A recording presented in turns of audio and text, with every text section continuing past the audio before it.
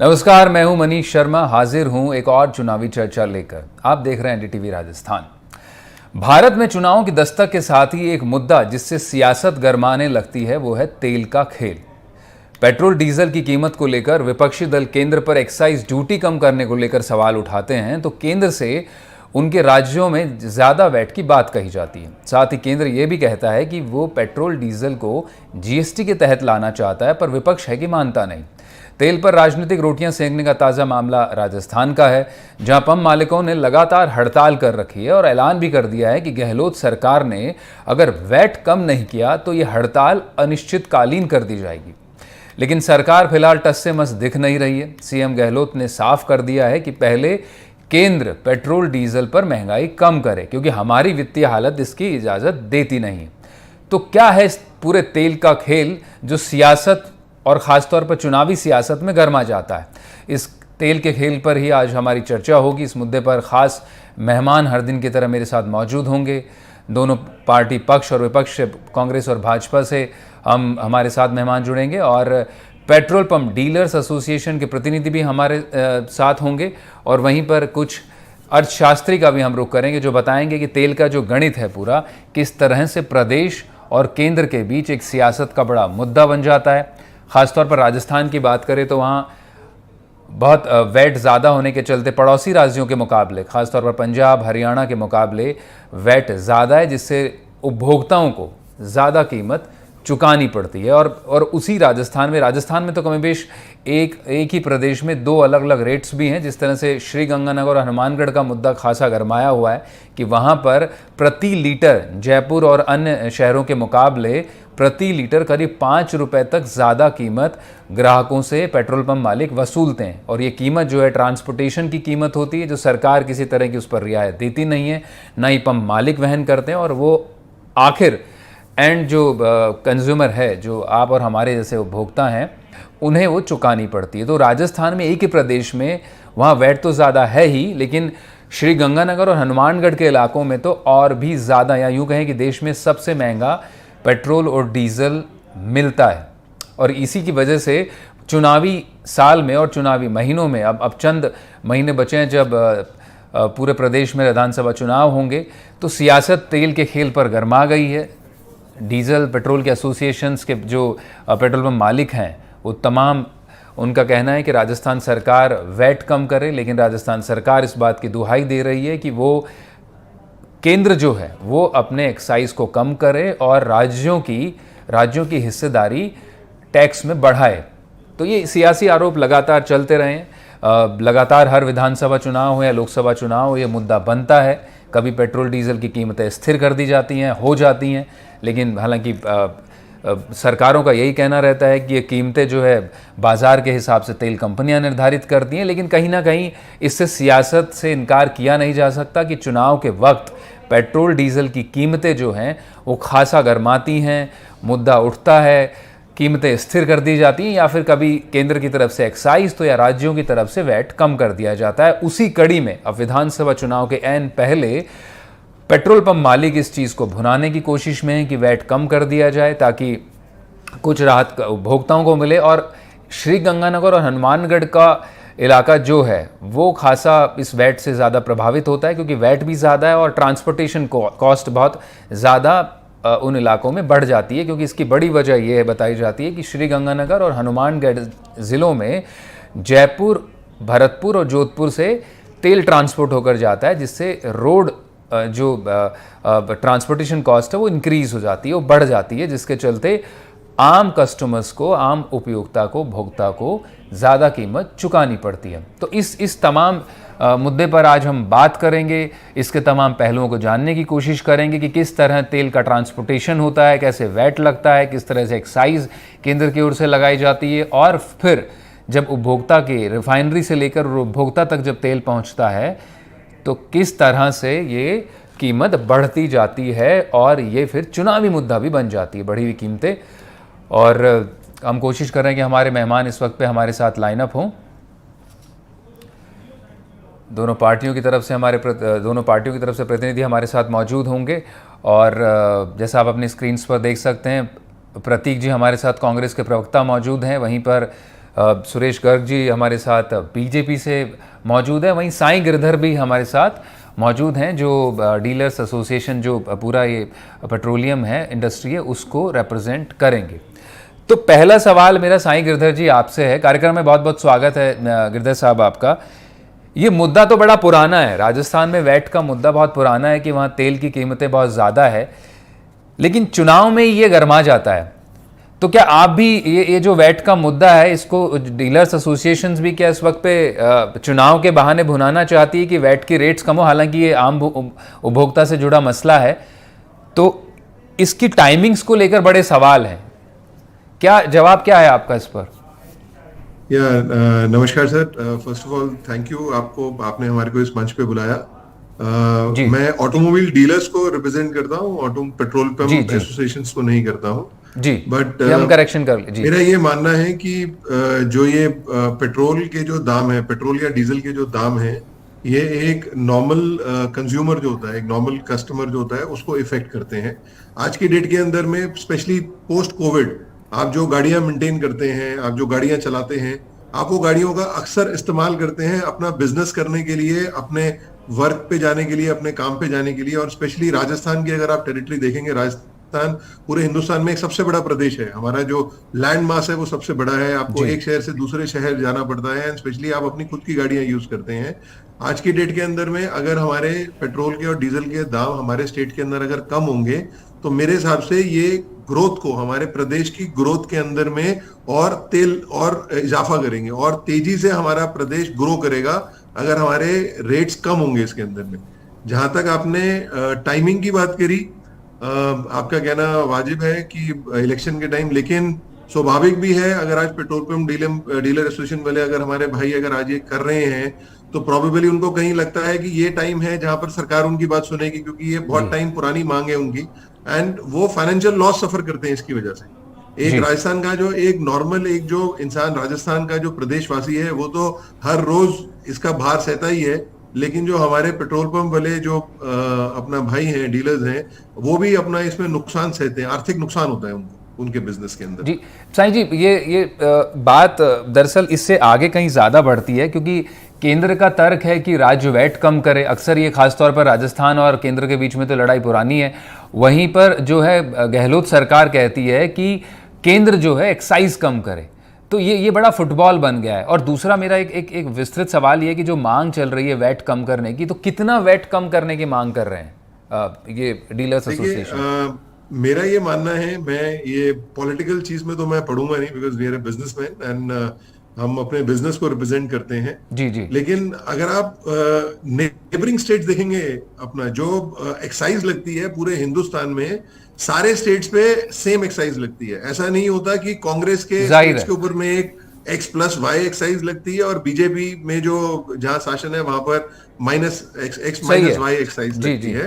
Excise सब जगह same लगती है, लेकिन अगर रेट्स के अंदर में बहुत ज्यादा अंतर होगा, अगर आप देखेंगे यूपी, जो भी हमारे नेबरिंग स्टेट्स हैं, यूपी है, आपका पंजाब हरियाणा, गुजरात है, सारे स्टेट्स अगर देख लेंगे, सारे स्टेट्स के अंदर में राजस्थान ही एक ऐसा स्टेट है जहां पर सबसे ज्यादा वैट है। तो मेरी तो हाथ जोड़ के यही सरकार से विनती होगी कि प्रोबेबली इसको आप इस चीज से मत देखिए कि आपके खुद के रेवेन्यूज कम होंगे। आप इसको इस चीज से जोड़ के देखिए कि आपके प्रदेश के वासियों को और ज्यादा बेनिफिट मिलेगा। वो जब रोजगार पे और थोड़ी दूर जाकर के ज्यादा पैसा कमाएंगे, आपके राज्य के जो लोग हैं वो और ज्यादा विकसित होंगे, आपको टोटल प्रदेश के अंदर में और ज्यादा ग्रोथ होगी और ज्यादा डेवलपमेंट होगी। नहीं, बिंदु आपका ये बिंदु पॉइंट बिल्कुल सही है साईं जी, क्योंकि अभी अगर पंजाब से तुलना करें तो करीब 17 रुपए का फ़र्क हो जाता है वैट के अंदर। और उससे फिर एंड रिजल्ट ये निकलता है कि जो बॉर्डरिंग डिस्ट्रिक्ट्स हैं वहाँ तस्करी बड़ी होती है, या फिर लोग प्रेफर करते हैं, जैसे मैं क्योंकि मैं राजस्थान से, तो मैं राजस्थान को समझ सकता हूँ कि श्रीगंगानगर और हनुमानगढ़ के ज़िलों से फिर लोग पंजाब में फ़ौरन चले जाते हैं तेल भरवाने के लिए। और इस तरफ अगर आप देखें तो जो अलवर ज़िला है उसके शाजापुर और ये जो जगहें सीमाई जो हरियाणा से लगती हैं, वो लोग फ़ौरन हरियाणा में आ जाते हैं तेल डलवाने। और तस्करी का तो एक खेल है ही जो उस तरह से चलता है। तो एक प्रैक्टिकल सॉल्यूशंस की बात करें तो क्या हो सकता है? कितना वैट सरकार एक रैशनलाइज ढंग से कम करे जो आपकी मांग है? सर सिंपल करना चाहिए इसको, one nation one tax, one nation one rate. पूरे हिंदुस्तान के अंदर में डिस्पैरिटी होनी नहीं चाहिए। सिर्फ अगर कोई हिली एरिया है या कोई बहुत ही दूर का एरिया जहां पर पेट्रोलियम कंपनीज को लगता है कि उनके ट्रांसपोर्ट के अंदर में उनके ज्यादा पैसा खर्च हो रहा है, वो डिफरेंस होना चाहिए। डिफरेंस सिर्फ टैक्स के बेसिस पे डिफरेंस नहीं होना चाहिए कि इसमें ये सरकार इसमें ज्यादा पैसा कमाएगी या कम पैसा कमाएगी, उसके लिए नहीं होना चाहिए। पेट्रोल और डीजल ये एसेंशियल है। आज जैसे राजस्थान के अंदर में अगर हम बात करेंगे, हमें गर्व होता है ये बोलते हुए कि हमारे यहाँ पर जो अपना एलपीजी गैस है वो सबसे सस्ती है पूरे हिंदुस्तान के अंदर। सेम ऐसे ही जो एक एलपीजी गैस का जो एक महत्व है, सेम पेट्रोल का, चाहे वो डीजल हो या पेट्रोल हो, दोनों का महत्व सेम है। तो वो क्यों नहीं हमारे प्रदेश में सबसे कम हो सकता? लेकिन वही पेट्रोल की ज्यादा कीमत चुकानी पड़ती है। टैक्स क्यों लगाते हैं इसके ऊपर? इसके ऊपर सिन टैक्स नहीं लगाना चाहिए आप। जी, मैं अब कांग्रेस के प्रवक्ता के पास आना चाहूंगा। प्रतीक जी, आपने सुना जिस तरह से हमारे साथ में साईं गिरधन जी हैं जो इस पूरी इंडस्ट्री को रिप्रेजेंट भी करते हैं। एक और तो आप राहतों की बौछार कर रहे हैं इस पूरे साल में, पूरे चुनावी वर्ष में। आपने बताया कि आपके मुख्यमंत्री बोलते हैं कि आप मांगते मांगते थक जाएंगे लेकिन मैं देते देते नहीं थकूंगा। लेकिन जो पेट्रोल और डीजल की कीमतें हैं, जो सबसे ज़्यादा वैट राजस्थान में है और उसकी वजह से आम उपभोक्ता को एक सफ़र करना पड़ता है, उस पर आप कोई कदम नहीं उठाते हैं, उस पर महंगाई कम नहीं करते हैं? देखिए, मैं अभी आपकी बात सुन रहा था। आप कह रहे थे कि जो हमारे गंगानगर के जो लोग हैं या फिर अलवर के जो लोग हैं वो पड़ोसी राज्य में चले जाते हैं। ठीक वैसे ही जैसे ये खबर आप देखिए, इसके अंदर है कि नेपाल में किस तरीके से जो लोग हैं हिंदुस्तान के, वो नेपाल चले जाते हैं पेट्रोल भराने के लिए। क्यों? क्योंकि नेपाल के अंदर जो पेट्रोल है वो हमारे हिंदुस्तान से सस्ता है, जबकि वो हिंदुस्तान से ही खरीद रहे हैं। और वहां पे और हिंदुस्तान की जो रेटों में जो अंतर है वो 5-10 रुपए से 15 रुपए तक के बीच में है, पेट्रोल और डीजल दोनों पे। अब बात करता हूं वो क्यों है ऐसा। क्योंकि 2014 के अंदर जब मोदी सरकार आई थी और मोदी जी बहुत चिल्ला करके बोलते थे कि बहुत हुई पेट्रोल डीजल की बार, अब की बार मोदी सरकार, तो 3 रुपए तो एक्साइज ड्यूटी होती थी डीजल पे, 9 रुपए होती थी पेट्रोल पे, जो बढ़ा करके अब 28 रुपए कर दी गई। उस टाइम पे जो क्रूड ऑयल था वो $140-150 प्रति बैरल पे था, जो आज $70 पे।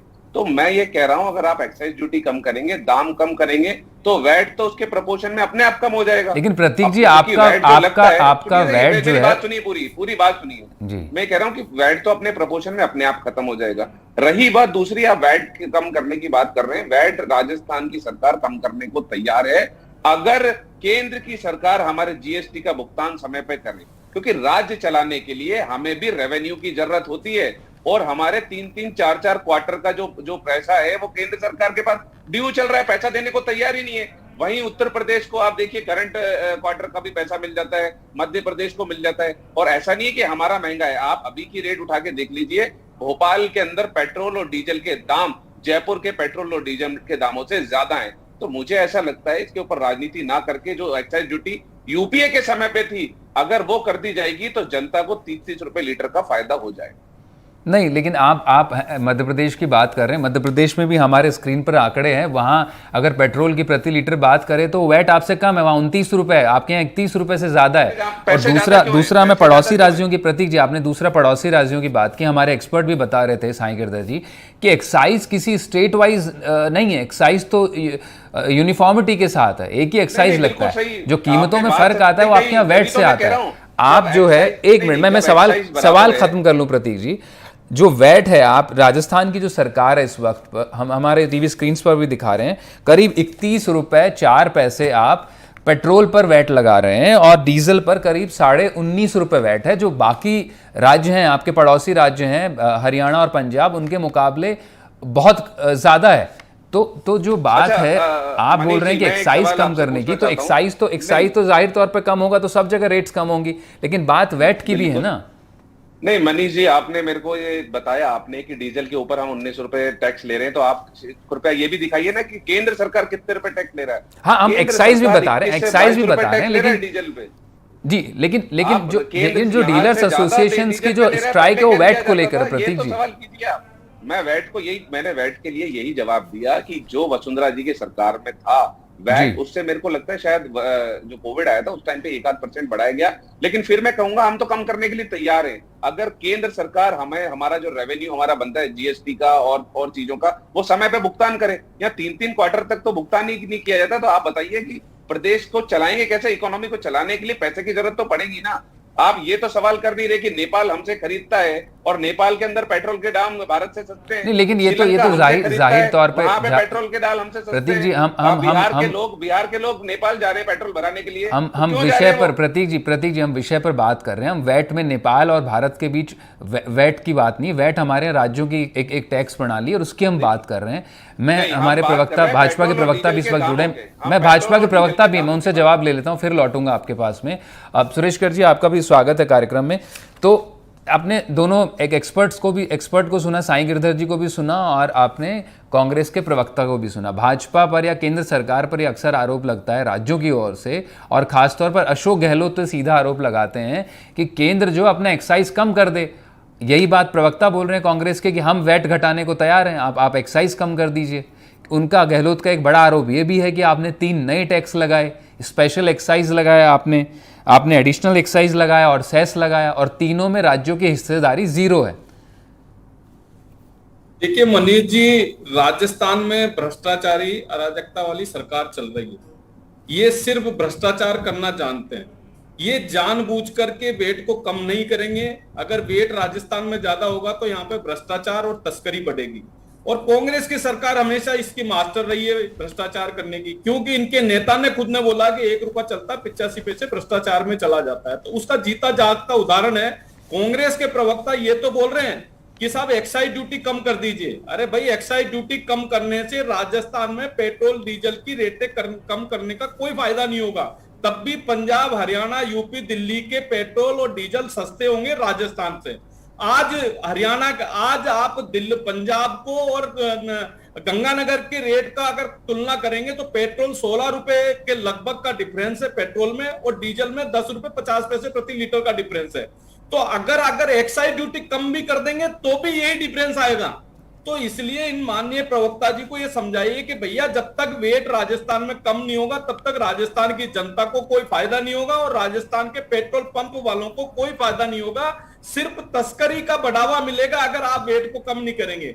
वसुंधरा जी की सरकार थी 2018 के अंदर, जब भारतीय जनता पार्टी की सरकार थी, तब डीजल पर वेट 18% था और पेट्रोल पर 26% था। इन्होंने पेट्रोल पर 26% को 36% कर दिया, डीजल को इन्होंने 26% कर दिया। आज की तारीख में 31.04% पेट्रोल पे वेट है और 1 रुपए 50 पैसे प्रति लीटर एक्स्ट्रा रोड सेस ले रहे हैं। इसी तरीके से डीजल पे 19.3% वेट है और 1 रुपए 75 पैसे प्रति लीटर डीजल पे रोड सेस ले रहे हैं। तो आज की तारीख में राजस्थान में सबसे महंगा पेट्रोल और डीजल मिल रहा है। जहां ये राहत कैंप की बात कर रहे हैं कि हमने राहत कैंप में दुनिया केवल जनता को लाइन में खड़ा किया है। अगर राहत देनी है वास्तव में राजस्थान के अंदर तो वेट की दरें कम करिए। राजस्थान के अंदर आज पेट्रोल पंप स्ट्राइक पे चल रहे हैं। गहलोत जी की नाकामी की वजह से आज राजस्थान के पेट्रोल पंप स्ट्राइक पे चल रहे हैं। आज बॉर्डर के पेट्रोल पंप बंद हो चुके हैं। मनीष जी, आप ताजुब करोगे कि इन लापरवाही की वजह से बॉर्डर के पेट्रोल पंप बंद हो चुके हैं। सरकारी रोडवेज की बसें दूसरे राज्यों से डीजल भरवा के आती है। तो बताइए आप, राजस्थान की सरकार को रेवेन्यू का नुकसान है या नहीं है? जाहिर तौर पर रात को टैंकर भर भर के दूसरे राज्यों से आते हैं और यहाँ पे सप्लाई होती है। तो तस्करी को बढ़ावा कौन दे रहा है? ये कांग्रेस की सरकार दे रही है, ये भ्रष्टाचारी सरकार दे रही है। आपने देखा होगा कि आज हिंदुस्तान की महंगाई दर 6.38 है, लेकिन राजस्थान की महंगाई दर पूरे हिंदुस्तान में सबसे ज्यादा है। क्यों है? इसी वजह से है, क्योंकि यहाँ पे वेट भी ज्यादा है और हर चीजें महंगी है। तो ये इधर उधर की जो ढिंडोरा पीटते हैं ना, महंगाई दर कम करिए, महंगाई, अरे भाई राजस्थान के अंदर सबसे ज्यादा महंगाई दर है तो उसको तो कम करिए और जनता को राहत दीजिए। आज ये बता दीजिए कि कौन सी ऐसी चीज है जिससे जनता को राहत मिल रही है। सिर्फ ये भ्रष्टाचार करने में लगे हुए हैं। मुख्यमंत्री गहलोत केवल अपनी कुर्सी बचाने के लिए विधायकों को खुली छूट दे रखी है कि भ्रष्टाचार करे जाओ, भ्रष्टाचार करे जाओ। मुख्यमंत्री की स्थिति ये हो गई कि अगर कहीं किसी क्षेत्र में जाते हैं तो उनके विरोध में मोदी के नारे लगते हैं। सुरेश जी मैं गए तो मोदी के नारे लगे। सीकर में इनको जाना तो सीकर में जाने का कार्यक्रम इसीलिए डर की मारी से कैंसिल किया। इसी तरीके से कोटा में रिवर फ्रंट के लिए जाना था तो डर की मारी से। आज इनके नेता भरत सिंह जी खुलेआम बोल रहे हैं कि सुरेश जी हम टॉपिक से ना भटके, हम मुद्दे से ना भटके। सुरेश जी मैंने आपका जवाब लिया। क्यों नहीं उन पे एक्शन लेते हैं? सुरेश जी, मैंने आपका जवाब लिया। हमारे एक्सपर्ट भी हैं साईं गिरधर जी, मैं फिर से उनका रुख करना चाहूंगा। गिरधर सर, आपने दोनों इन प्रवक्ताओं को सुना। बतौर एक्सपर्ट मैं आपसे जानना चाहता हूं, ठीक है, पार्टी के प्रतिनिधि हैं, जाहिर तौर पर पॉलिटिक्स में आरोप प्रत्यारोप होगा, वो अपने तथ्य रखेंगे, अपने तथ्य रखेंगे। मैं आपसे प्रैक्टिकल सोल्यूशंस पर बात करना चाहता हूं, क्योंकि अब अनिश्चितकालीन हड़ताल की भी चेतावनी दी गई है और आखिर जो नुकसान है वो गवर्नमेंट के एक्सचेकर को ही होना है। कि जिस तरह से हड़ताल है, तस्करी अपने आप में एक मुद्दा बड़ा है ही, लेकिन इसका व्यावहारिक सलूशन अब है क्या? देखिए, जो व्यवहारिक सोल्यूशन मेरे को दिखता है, जैसे आपने शुरुआत में बोला कि इलेक्शंस का माहौल है और ये टाइमिंग, किस टाइमिंग पे पेट्रोल पंप वालों ने स्ट्राइक करा है, ये टाइमिंग पे भी सवाल उठता है। और अभी जो आपके दोनों प्रवक्ता हैं दोनों पार्टीज के, मेरा ये मानना है कि इसको हमें पॉलिटाइज नहीं करना चाहिए। ये आपका कहना ठीक है कि प्रोबेबली ये जो वक्त है, क्योंकि इलेक्शन का माहौल है, इस टाइम पे शायद ये स्ट्राइक नहीं होनी चाहिए थी, लेकिन हमारे गहलोत साहब हैं, सरकार है, उनको थोड़ा सा अगर खुले दिल से, अगर बड़े दिल से अगर सोचेंगे क्या ये मांग जेन्युइन है या नहीं है। अगर आपको लगता है कि जेन्युइन मांग है तो इररिस्पेक्टिव कि किस टाइम पे ये मांग है, आपको उसका सोल्यूशन करना चाहिए, उसको आपको निवारण करना चाहिए। अब बेसिकली तो अपने प्रदेश के जो लोग हैं, अपन उन्हीं से पैसा एक्स्ट्रा ले रहे हैं ना, और ये एक एसेंशियल कमोडिटी है। आज अगर ये पेट्रोल पंप वाले अगर हड़ताल ये कंटिन्यू रख लेते हैं, लंबी खिंच जाती है आज ये, तो आप एक्सकेशियर की बात कर रहे हैं, आप सिर्फ अपना वैट कलेक्शन की बात कर रहे हैं, बाकी सारी चीजों के अंदर में भी इफेक्ट आएगा। हर एक बिजनेस लिंक हो जाता है। हाँ, वो तो आपका पूरा ट्रांसपोर्ट ठप हो जाएगा, आपके दुकानों पे माल और फिर आखिर नतीजा उसका ये है कि महंगाई राजस्थान के आम, हाँ एब्सोल्युटली, आपकी मंडियों में सब्जियां नहीं पहुंचेंगी, आपके किसानों का जो सामान, जो अपना पेरिशेबल गुड्स है, वो खराब हो जाएंगे। तो वो एक कैस्केडिंग इफेक्ट होता है इसका। हमें उससे सब चीजों से बचना चाहिए और मेरे ख्याल से बातचीत करके और इसका एक हल निकालना चाहिए। जो आज करंट सरकार है, ये एक अपना प्रोग्रेसिव गवर्नमेंट है। हमने देखा है, चाहे वो बीजेपी की सरकार हो या कांग्रेस की सरकार हो, सारी सरकार कोई भी अपनी जनता का कोई भी बुरा नहीं सोच सकती है। प्रोबेबली टाइमिंग गलत हो सकती है, आप कह रहे हैं, लेकिन कोई गलत तो नहीं सोच सकती ना। तो अगर इसका सोल्यूशन निकाल सकते हैं तो सोल्यूशन निकाल करके इसका निवारण करना चाहिए मेरे हिसाब से। प्रतीक जी, आपने सुना साई जी को, वो स्पष्ट तौर पर उनका कहना है वो इस इंडस्ट्री को जानते हैं, काफी लंबे समय से इसमें काम कर रहे हैं। कोई एक व्यावहारिक सलूशन तो ढूंढना पड़ेगा ना आपको। ये सिर्फ ये टसल से तो काम नहीं चल पाएगा कि पहले केंद्र सरकार जो एक्साइज कम करे तो हम कर देंगे, वरना हम नहीं करेंगे। लेकिन आखिर में जो इस हड़ताल का नुकसान, तो वो तो हम और आपको ही होगा, जनता को होगा। चुनावी साल है। मनीष जी, मैं आपको पहले भी मैंने बात बोली थी, मैं दोबारा बात बोल करके जाता हूं कि केंद्र सरकार ने जो एक्साइज ड्यूटी है उससे बहुत भयंकर मुनाफा कमाया है। ये देखिए, ये खबर है, 600% मुनाफा कमाया इससे। तो मुझे ऐसा लगता है कि एक्साइज ड्यूटी कम कर देनी चाहिए। अच्छा चलिए, अगर हम उस फसल पे भी नहीं जाते कि एक्साइज ड्यूटी कम ना करें, मैं तो आपके जो बीजेपी के प्रवक्ता हैं इनसे ये अपील करता हूं कि हमारा जो 3 क्वार्टर का जो हमारा जीएसटी का जो हिस्सा बनता है उसका डिसबर्समेंट करा दें, हम तुरंत कम कर देंगे। क्योंकि स्टेट चलाने के लिए, जन लाभकारी नीति चलाने के लिए पैसे की जरूरत होती है, और वो हमारा हिस्सा राजस्थान का, हम उधार नहीं मांग रहे, वो राजस्थान का हिस्सा है। जो वैट, जो जीएसटी का जो राजस्थान का जो हिस्सा है, जो 3 क्वार्टर का पेंडिंग है, उसका डिसबर्समेंट करा दें। हम कल ही वैट सरकार ने दिया है, सरकार चलाने और ये भ्रांतियां नहीं फैलाए, भ्रांतियां नहीं फैलाए, बिल्कुल भी भ्रांति नहीं है, ये सही बात है। आप बता दीजिए 3 क्वार्टर का पैसा पेंडिंग नहीं है क्या? जवाब ले लेते हैं, जवाब ले लेते हैं प्रतीक जी, जवाब ले लेते हैं सुरेश जी से। उसको भ्रष्टाचार में लगा दिया। सुरेश बताइए ना, हमारा मिशन जो पैसा है वो एक एक कर सुरेश जी मेरा जो केंद्र सरकार ने, सुरेश जी सवाल पर जवाब लेते हैं। सुरेश जी सवाल पर जवाब लेते हैं। भ्रष्टाचार रोके, इसके बाद में केंद्र के ऊपर आरोप लगा। सुरेश जी, आपसे इनका सीधा सवाल क्यों रोक रखा है आपने 3 क्वार्टर का, ये बताइए। सुरेश जी, ये इस सवाल का जवाब, वो बोल रहे हैं कि हम फौरन वैट को रिवाइज करने को तैयार हैं, कीमतें घटाने को तैयार हैं। केंद्र सरकार हमारा जो है जो जीएसटी का है वो डिसबर्समेंट कर दे, 3 क्वार्टर का वो वापस हमारे को तुरंत पेमेंट करे। अगर ऐसे ये बात है तो फिर वो तो तैयार है, बता रहे हैं कांग्रेस सरकार तत्काल वैट कम कर देगी। जी, मैं ये कह रहा हूं कि केंद्र सरकार का 1 रुपया भी ड्यू नहीं है, जितना इनका जीएसटी का। आप कल दोबारा डिबेट रखवा लीजिए, मैं आपको वक्त दे दूंगा। लेकिन मनीष आप झूठ बोल रहे हैं, या आप टीवी पे आकर के झूठ बोल रहे हैं। ये हमारा 3 क्वार्टर का जीएसटी का पेमेंट बाकी है। मनीष जी, आज देखा है इनके जो मंत्रियों के इनके दलाल है वो पकड़ में आ रहे हैं, ईडी उनको गिरफ्तार कर रही है, सोने की सिल्लियां मिल रही है। मेघवाल क्या बोल रहे हैं? नहीं, ये प्रतीक जी, सुरेश जी, दोनों से, सुरेश जी, ये पॉलिटिकल डिबेट नहीं है, ये पॉलिटिकल डिबेट नहीं है, ये सिर्फ जनता से जुड़ी डिबेट है, जनता से जुड़ी डिबेट है, क्योंकि इसका राजस्थान में असर देखने को मिल रहा है। सड़कों पर अब धीरे धीरे असर देखने को मिल रहा है, किस तरह से लोग परेशान हो रहे हैं, किस तरह से स्वास्थ्य महकमा, एम्बुलेंस को देख लीजिए आप, लोग परेशान हैं, पेट्रोल डीजल नहीं मिल रहा है। स्वीकार करने की कोशिश नहीं कर रहे हैं कि राजस्थान के अंदर अराजकता का माहौल हो रहा है, भ्रष्टाचार का माहौल हो रहा है, महिला उत्पीड़न हो रहा है, उस चीज को अरे सुरेश जी केंद्र के ऊपर आरोप लगा रहे हैं, सुरेश जी, राजस्थान के वेट को नेपाल से कंपैरिजन कर रहे हैं। मैं वही उसी पर क्यों नहीं है? आपके आप यहाँ इंडिया से पेट्रोल डीजल खरीदते हो, इंडिया से दूसरा बेच रहे हैं। शर्म करो आप लोग। किस तरह से भ्रष्टाचार है। अरे जनता न्याय मांग रही है। आज पेट्रोल पंप स्ट्राइक पे गए हुए हैं, पेट्रोल पंप के मालिकों की बात सुनिए, वेट क्यों नहीं कम कर रहे? जो वसुंधरा जी के टाइम मैं एक बार साईं जी से जवाब ले लेते हैं। भ्रष्टाचार करना आपको। सुरेश जी, आप दोनों प्रवक्ताओं ने अपनी बात रखी, मैं आखिर में वापस एक बार, क्योंकि ये डिबेट पूरी जो है, ये मुद्दा जो है डीलर्स एसोसिएशंस का है और उनकी मांग है, मैं एक बार आखिर में साईं जी से जवाब ले लेता हूं। साईं जी, ये क्योंकि राजनीति का तो उसी तरह से चरित्र है कि वो हर इशू को पॉलिटिसाइज किए बिना रह नहीं पाते हैं।